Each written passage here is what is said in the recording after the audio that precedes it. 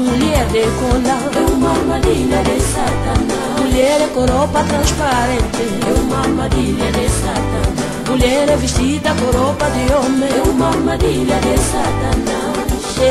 Cuidado. Mutu akota te azala konta ke na ruate. No ki rua ya wa qu'est-ce qui se passe?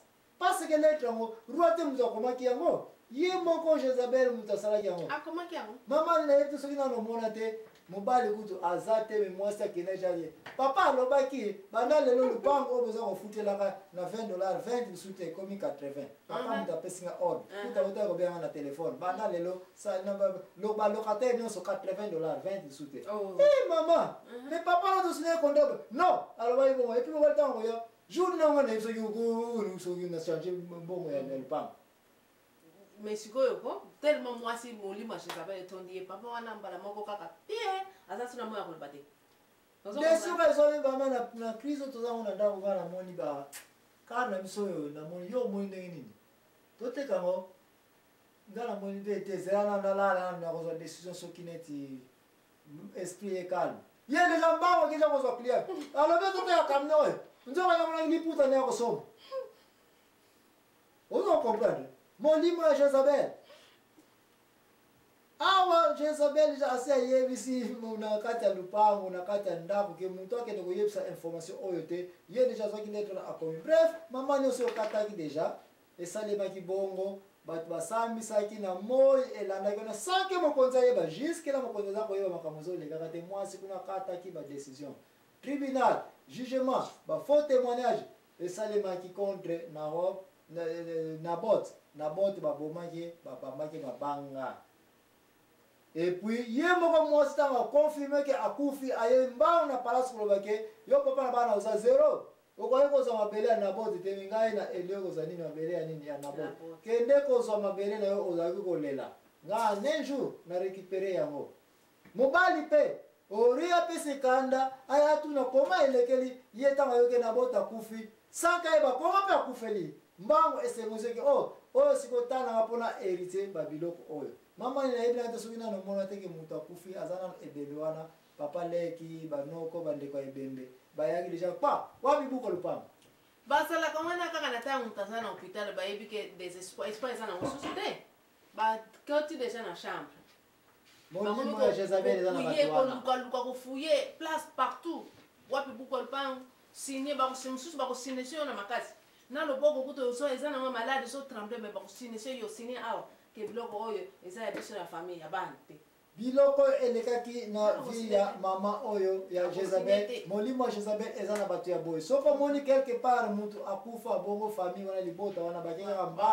Baboto biloko ba. Molimo ya Jezabel ezali na bango. Bobe ba bawote ba papa leka baza bandokie baboto se pa non baza na molimo ya Jezabel. E molimo ko kobatra ko koma. Ko kima na di prophète élité. Kende prouve papa leki oyo ndako oyo ya biso. Lupango oyo ya biso. Soko kimi okomi Élysée. Okomi Élysée. Eli. Eli pardon. Okomi Eli. Okomi Eli. Mais Jezabel batala kayebo face à face. Awa Nabot akufi. Na ba yo kunete paseki ba mbo ba ina kolia makila na ye. Makolo ya Ahab yeyo na mabele ya batu ya nani? Ya héritage ya batu. Ya Nabot. Nzambe ayebi ko respecter ba héritage ya bato. Nzambe ta mona biloko kwa tindi prophète Elia biyom za okimaka Jezabel naza ko zongi sosu na jina na ipa Jezabel kuna kende ko prophétiser. Loba na bango ete ndenge makolo na bango eza na bilanga ya bato ya nani? Ya Nabot. Ndenge Nabot akufe ndenge bango bakosala nini bakufela. Makila na bango ndenge Nabot ba melengo na bambwa.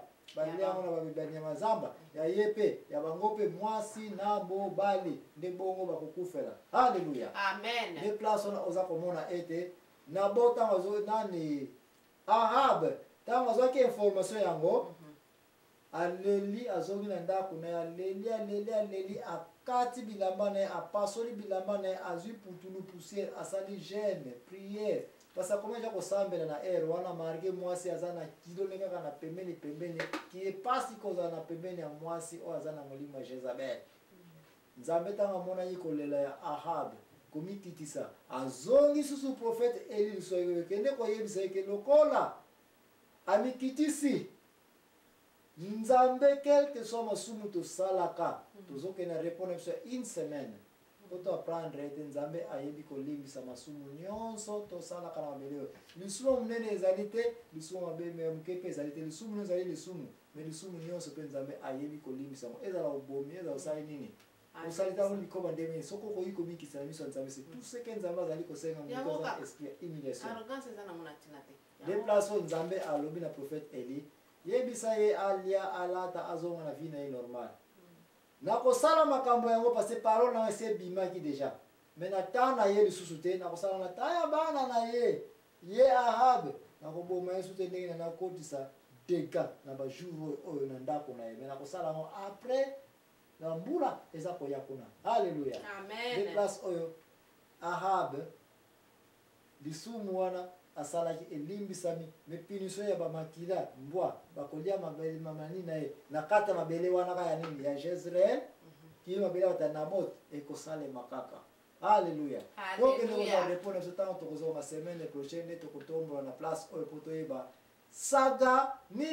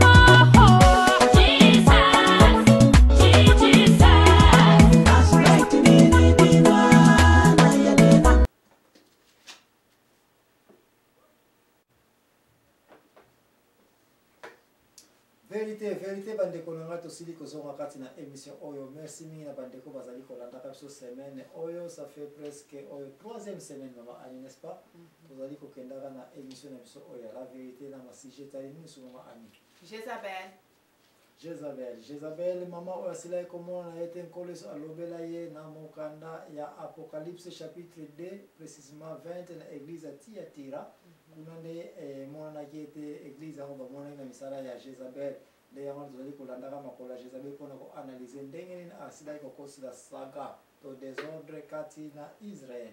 Mama Ani semaine passe tosukelaki wapi lisusu? Bon tosukaki place eza ke Nabot akufaki bon na ndenge baprometaki roi mobali ya Jezabel baprometaki eke ye mpa kokufa kaka na ndenge Nabot akufelaki. Donc yango tolingi toloba sikoyo kokufa ya Nabot kokufa ya mobali ya Jezabel ndenge eyelaki.